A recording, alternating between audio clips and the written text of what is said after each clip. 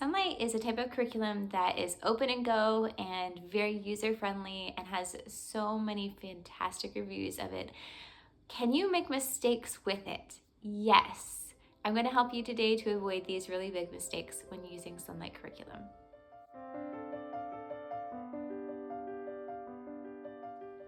Hey there, I'm Sarah, and I love to make videos about our family's homeschooling journey.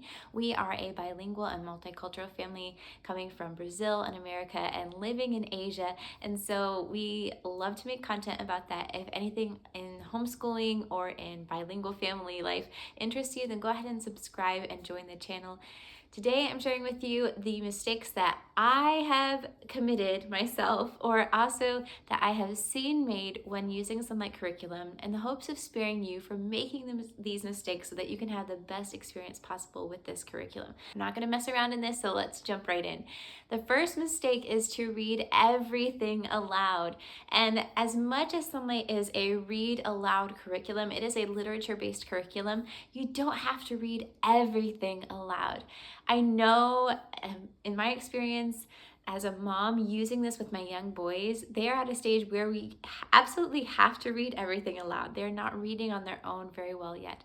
So there is that. But as you get older, you develop a bit of independence. And I often see parents, Sonlight parents, talking about this, where they're getting to the stage where their child is, of course, reading on their own more. But sometimes, as in my family's case growing up, when we use Sonlight Curriculum, the older kids will kind of pull in together their reading time and do all of their history together, all of their science, basically everything together. And there is a pro to that, in that you are developing relationships with each other, or there can be a pro if you're developing those relationships. But the con of that is that often we actually don't process really important information as well when we're just hearing it one time. And so when you're just reading aloud all of your history books and science books, and you aren't actually the one reading, you can miss a whole lot. I know I did this happened for me, and several of my other siblings have confessed this as well, that when we read together, they don't remember anything from those certain books that we read, and don't remember even the storyline of some books. And so I would just recommend that you don't think that reading everything aloud is the ultimate goal. Instead, pace yourself so that if you do have to slow down to be able to read everything, then you're fine with that, but make sure that there is comprehension there. And so that's the second mistake, and that is not discussing things. When you are getting to the upper grades in Sonlight, there is a lot to discuss. There's a lot to discuss in the younger grades as well, but I feel like with the upper grades, you're getting to more of heart issues, convictions about things, really deep theological discussions, and discussions of good and evil, how evil exists in the world, and just how wars started or different events happened. And when you miss that, you miss a very big opportunity to pour into your kids' life and into their worldview. So you are shaping their worldview with the things that you're choosing for them to read, but you're also shaping their worldview as you're discussing those things with them. And I know it can be hard in the busyness of homeschool life, but when you miss this chance for the worldview talks with your kids, I feel like Sonlight isn't as valuable, because you could just have them read any old book, but you're choosing these books because of the worldview they're going to give your kids. Excuse the fireworks in the background, it is Chinese New Year, and so these are going all day long. We can't escape them. They're so fun. Okay, so the next mistake is to not supplement. If you see that something is needed, don't just say it's Sonlight or nothing. I don't know a lot of people who do this, but just in case, don't just say it's Sonlight, language arts, or nothing. Like, we're just sticking with this, it's going to work, we will get there eventually. Sometimes it actually doesn't work for certain students. So just be sensitive to your actual students. I know in my case, when I got to college, I realized Sonlight was a wonderful education for the field that I went into, which was English education and TESOL. But For some of my other siblings who went into engineering, at that point, Sonlight Science wasn't quite the same as it is now. It's excellent. And it was okay then, but they didn't have a lot of exposure to certain things that maybe we could have supplemented with for their sake, to help them with the field that they chose to go into. And so just being sensitive to maybe there are some holes here that we need to fill. And one of the areas that I would say that you might want to really consider supplementing is the language arts. Just supplementing with some really strong grammar programs.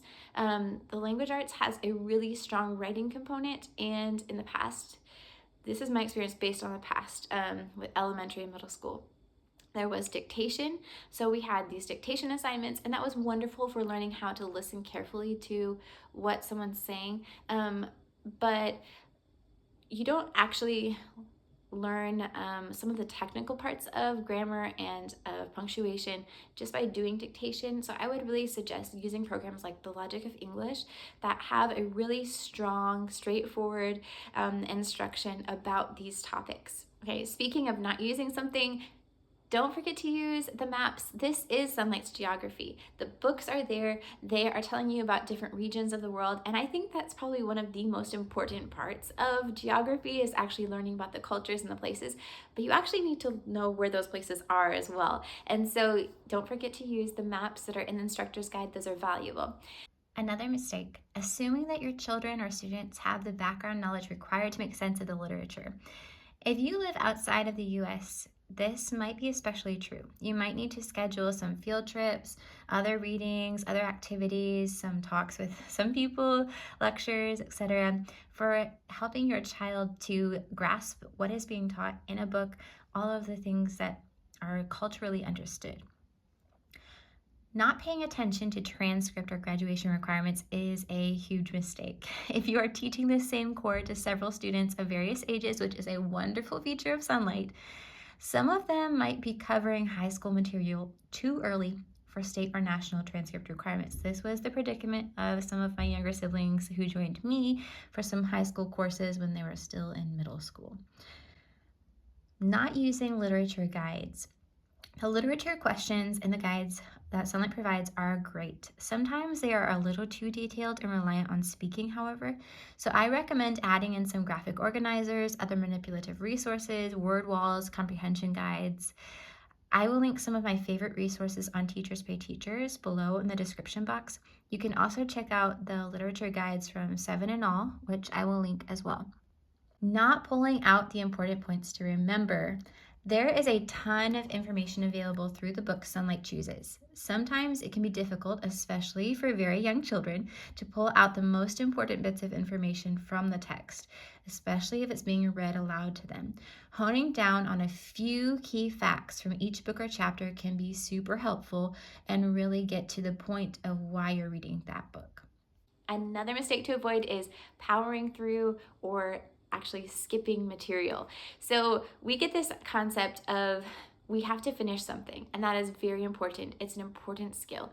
I want to say though that also with some struggling readers or some struggling learners, just powering through and just saying we're just going to finish this and then we'll just move on might not actually be helpful. You might need to actually supplement with something else or give them some exposure to some other books or some other visuals or kinesthetic experiences to help them out. So don't just think, okay, we're just going to get this book done and then we're just done with it. Please don't get to that point. It feels like burnout. But also don't skip things simply because you think this is something they want to enjoy. So there's this preconception that people have sometimes of boys not liking books that don't have male characters. And actually, I do find that girls tend to be able to read books about boys and girls a little more easily than some boys find, just because of, I don't know, their reasons. This was true for some of my siblings. But letting them just skip those books is not necessarily helping them. It is, of course, up to the sensitivity of the parent and what they think is appropriate for their child. But don't just skip things because you think my child's not going to be interested in this. Whether they're a boy or a girl, they're not going to be interested in this. Some of the best books or activities that I have found with my sons have been ones that I originally thought, oh, we're just yeah, that's not going to work.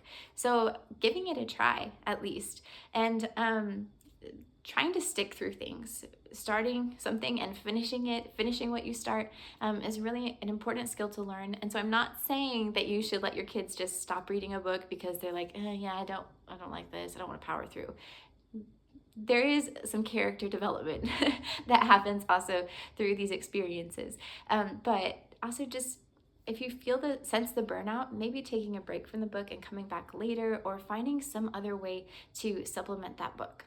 Another mistake, and this is one that can spare you from powering through or skipping things, that is not pacing yourself. The instructor's guides are there for a reason. They give you a great overview of what you can do each day to stay on track, but the key there is what you can do. And so feeling like you have to keep up with the program, or you have to do it on these certain days, can sometimes lead to a sense of burnout, because you're just feeling you're always trying to keep up. And the younger grades, my experience was actually the opposite. With my boys with preschool, we were going way ahead of the curriculum. We finished it in like a few weeks, where instead of the 36 weeks that it was scheduled for. And that was because I didn't pace myself. And so pacing yourself and realizing what you can do with the curriculum, what you want it to accomplish, can be really helpful in sparing you from that burnout. The last thing that I want to say is the mistake that you should avoid: relying on solely reading. So feeling like, okay, we read about it, that's enough, we're done. Literature is great for teaching things, but it's not everything. It's not how we learn everything in life. As much as I love books to teach things, there are some topics that just are better learned through experiences, or through visuals, or through many different ways. Sometimes just a basic lecture can be really helpful for learning something. And so don't just feel like the books are enough and that's all we ever need. Maybe be sensitive to maybe some loopholes that are there, not loopholes, holes that could be there and that need to be filled. So those are the mistakes that I have experienced or seen when using Sonlight Curriculum.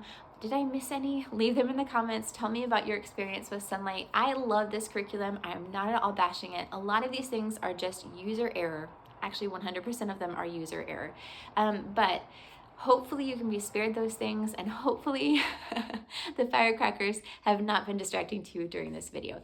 Anyway, I love creating videos all about Sonlight and our curriculum again, and I would recommend that you watch our other videos about Sonlight right here. See you guys next time. Chat with you soon. Ciao.